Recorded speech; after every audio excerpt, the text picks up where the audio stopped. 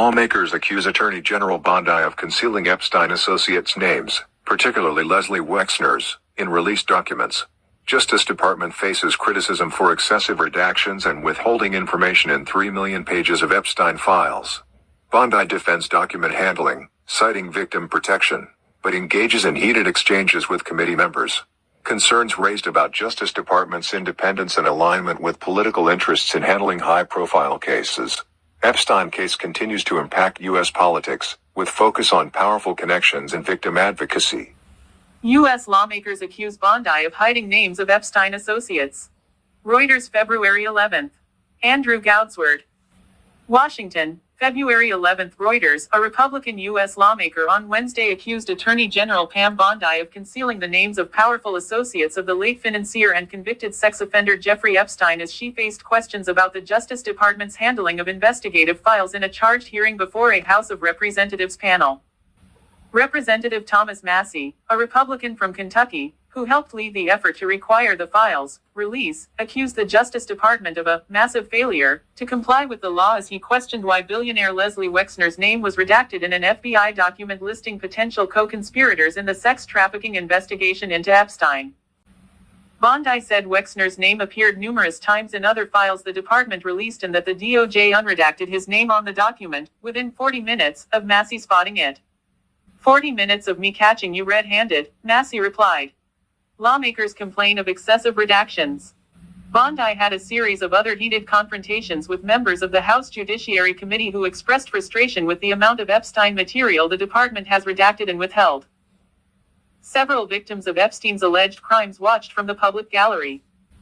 The Justice Department released what it called a final tranche of more than 3 million pages of documents late last month, drawing renewed attention to wealthy and powerful individuals who maintain ties with Epstein even after his conviction for soliciting prostitution from a minor.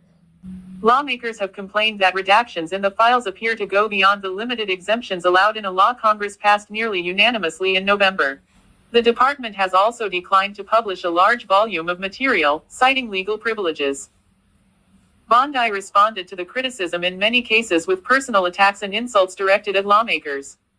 Flipping through a binder, she accused Democrats of being indifferent to crime victims in their districts and called the panel's top Democrat a washed-up lawyer, a notably partisan tone from the chief law enforcement officer in the U.S.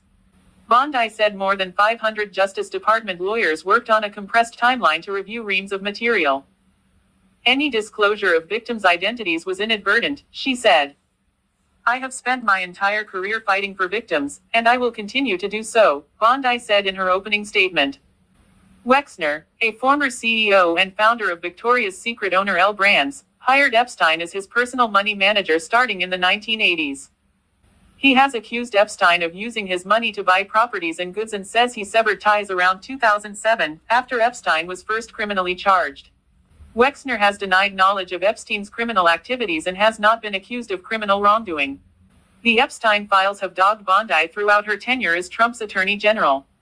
The Justice Department's decision last summer to initially not release further material sparked a furious reaction from some of Trump's online supporters. It drew new scrutiny to Trump's past friendship with Epstein, who died by suicide in 2019 while awaiting trial on sex trafficking charges. Democratic Representative Pramila Jayapal, of Washington, asked Bondi to apologize to victims of Epstein's alleged crimes for the department's rollout of the files, including the disclosure of victims' names in some cases. Bondi questioned why Jayapal had not asked the same question of her predecessor under Democratic President Joe Biden's administration and said she would not get in the gutter for her theatrics. Bondi's appearance before the Republican-controlled panel came the day after a federal grand jury declined to indict 6 Democratic lawmakers over a video they made urging the U.S. military not to comply with unlawful orders. The department's tradition of independence in criminal investigations has eroded as it has pursued investigations into Trump's political adversaries and aligned with his grievances. It unsuccessfully sought to prosecute former FBI Director James Comey and New York Attorney General Letitia James, 2 officials who led investigations into Trump. Reporting by Andrew Goudsward, editing by Stephen Coates, Rod Nickel and David Gregorio.